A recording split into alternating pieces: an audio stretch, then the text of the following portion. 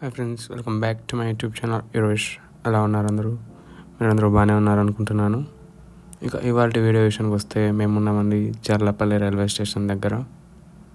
ఇక్కడ నుంచి మేము వెళ్తున్నామండి టువర్డ్స్ పాలకొల్లు. మా ఫ్రెండ్ ఫనీ పెళ్ళికి వెళ్తున్నామండి. ఏ మాటగా మాట స్టేషన్ మోడిఫికేషన్ తర్వాత నెక్స్ట్ లెవెల్లో ఉంది.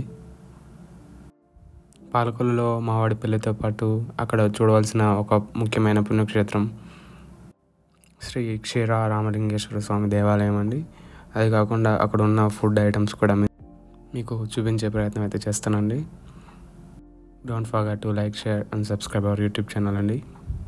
ఇక ట్రావెలింగ్ విషయానికి వస్తే మేము నైట్ అరౌండ్ 12కి చర్లపల్లి నుంచి ఎక్కామండి. మార్నింగ్ అరౌండ్ 8కి మేము పాలకొల్లో దిగేసామండి. పాలకొల్లుకి మనం చేరుకోవాల్సిన విధానాల విషయానికి వస్తే త్రూ ఎయిర్పోర్ట్ అయితే మనం దగ్గరలో విజయవాడ గన్నవరం ఎయిర్పోర్ట్ ఉంటుందండి. మళ్ళీ విజయవాడ నుంచి మనకు పాలకొల్లుకి బస్సులు ఉంటాయండి. లేదంటే మనం ట్యాక్సీ క్యాబ్లో అయినా మాట్లాడుకొని వెళ్ళిపోవచ్చు. బై బస్సు అయితే విజయవాడ నుంచి మనకు చాలా ఉంటాయండి పాలకొల్లుకి బస్సులు. ట్రైన్ అంటే మేము వెళ్తున్నాం కదండి ఆల్రెడీగా, పాలకొల్లుకు డైరెక్ట్ ట్రైన్స్ ఉంటాయి.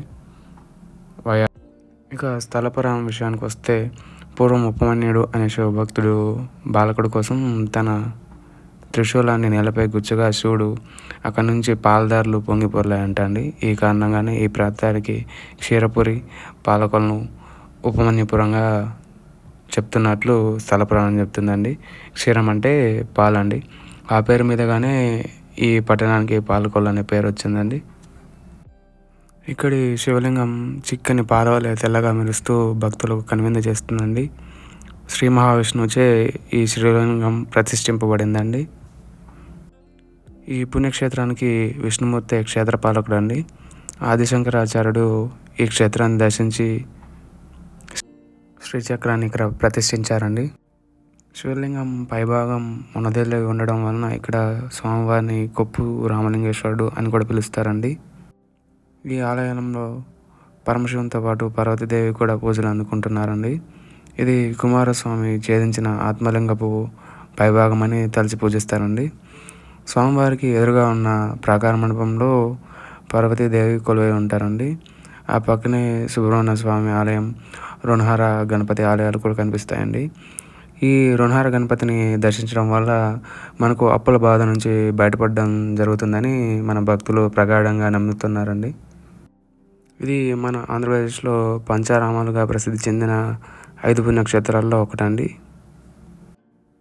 ఈ మందిరాన్ని చాళుక్యుల కాలంలో 10-11 శతాబ్దంలో నిర్మించారటండి.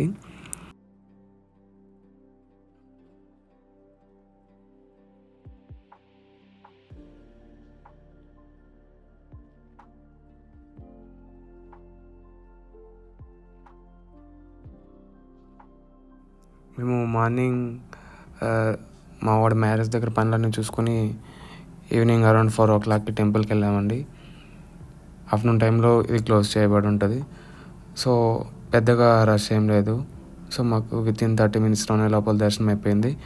మనకు పూజా సామాగ్రి మొత్తం ఇక్కడనే అవైలబుల్లో ఉందండి గుడి ముందరే.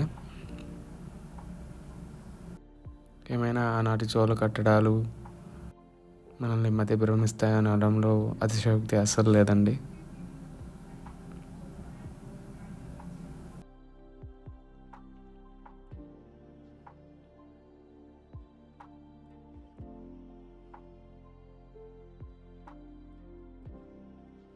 తర్వాత అటు నుంచి తిరిగి మంటపంకి వచ్చామండి.